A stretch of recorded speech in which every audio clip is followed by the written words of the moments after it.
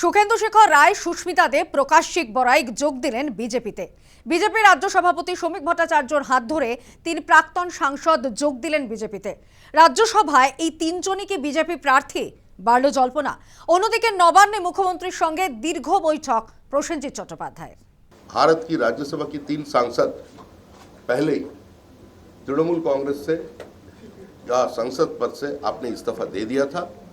आज आनुষ্ঠাनिक रूप में वो तीनों सुखेंदु शेखर राय, श्रीमती सुष्मिता देव, प्रकाश बराई वो आज भारतीय जनता पार्टी में शामिल हो गया। রাজ্যে ক্ষমতায় আসার পর বিজেপিতে প্রথম যোগদান। তৃণমূল ছেড়ে বিজেপিতে যোগদান করলেন সুখেন্দু শেখর রায়, প্রকাশিক বড়াইক এবং সুস্মিতা দেব। 3 জনই তৃণমূলের রাজ্যসভার সাংসদ ছিলেন। রাজ্যে পালাবদলের পর 3 জনই সাংসদ পদ থেকে পদত্যাগ করেন।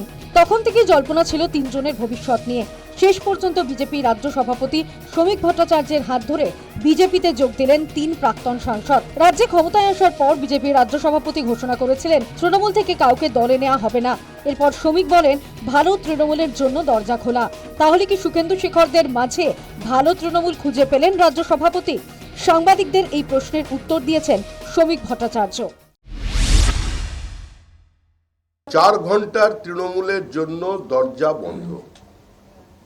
যারা মানুষের সম্পত্তি লুট করেছেন তাদের জন্য দরজা বন্ধ।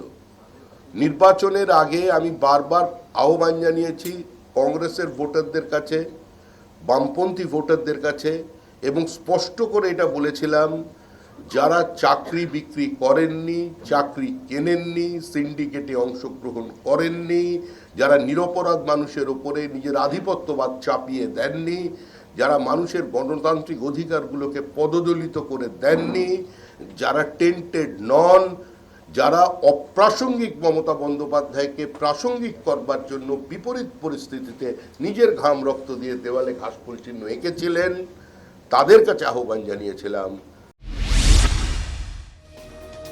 রাজ্যসভার 3 সাংসদের পদত্যাগের পর ওই 3টি আসনে উপনির্বাচন হওয়ার কথা আগামী 24শে জুলাই।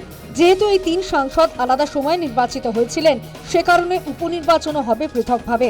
তার ফলে সরাসরি বিজেপি বিধায়কদের ভোটেই 3 বিজেপি প্রার্থীর নির্বাচন শুধু সময়ের অপেক্ষা। তাহলে প্রাক্তন তৃণমূল সাংসদরাই এবার রাজ্যসভায় বিজেপি প্রার্থী? শ্রমিক ভট্টাচার্য অথবা সুখেন্দু শেখর রায়রা এ বিষয়ে কোনো কথা বলেননি। বিজেপিতে যোগ দিয়ে সুখেন্দু শেখর রায় বলেন, বাম আমল দেখেছি, কংগ্রেস আমলও দেখেছি, এবার বিজেপিকে সুযোগ দেওয়া উচিত।